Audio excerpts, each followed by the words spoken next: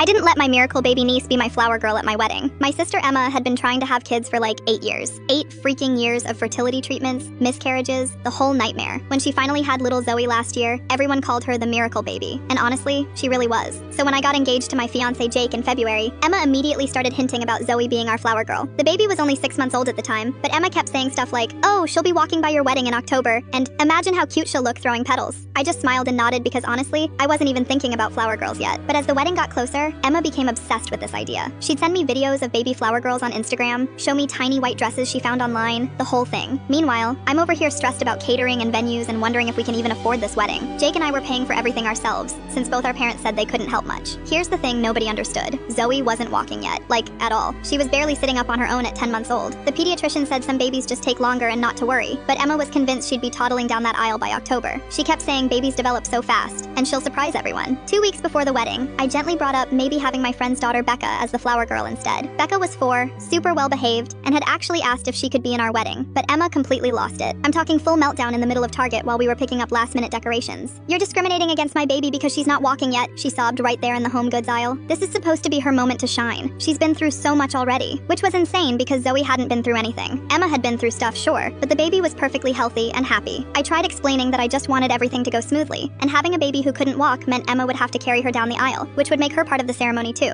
Emma said that was fine. She'd wear a nice dress and walk with Zoe. But that's not what I wanted for my wedding. I wanted my sister sitting in the front row with my parents, not being part of the actual ceremony. The whole family got involved. My mom called me crying, saying I was being selfish, and that Emma deserved this after everything she'd been through. My dad texted me some long message about family being more important than perfect wedding photos. Even my grandmother, who usually stays out of drama, left me a voicemail saying I should reconsider. But here's what really bothered me. Nobody asked what I actually wanted for my own wedding. It was all about Emma's feelings and Emma's miracle baby, and what Emma thought would be cute. When I mentioned that Jake and I had talked about having a child-free ceremony anyway, Emma said that was heartless, and "You'll regret not having Zoe in your photos forever." The final straw came 1 week before the wedding. Emma showed up to the rehearsal dinner venue while Jake and I were doing our walkthrough with the coordinator. She had Zoe with her and started practicing walking down the aisle, holding the baby and throwing fake petals. The wedding coordinator looked at me confused because obviously I hadn't mentioned a baby flower girl who couldn't walk. "I thought we could just do a quick practice run," Emma said, completely ignoring the fact that I'd never actually agreed to any of this. Zoe started crying because she was tired, and Emma kept trying to make her hold these silk petals while walking down the aisle. It was chaos. That's when I finally put my foot down. I told Emma that Zoe wasn't going to be our flower girl, period. We were having Becca do it like I'd originally planned. Emma started crying again and said I was ruining her dreams and that Zoe would never forgive me when she grew up, which is ridiculous because Zoe is a baby who won't even remember any of this. Emma didn't talk to me for the rest of the week. She showed up to the wedding with this attitude like she was doing me some huge favor by even being there. During the ceremony, when little Becca walked down the aisle perfectly sprinkling rose petals and being adorable, Emma sat in the front row holding Zoe and looking miserable. But you know what? My wedding was exactly what Jake and I wanted. It was smooth, beautiful, and stress-free.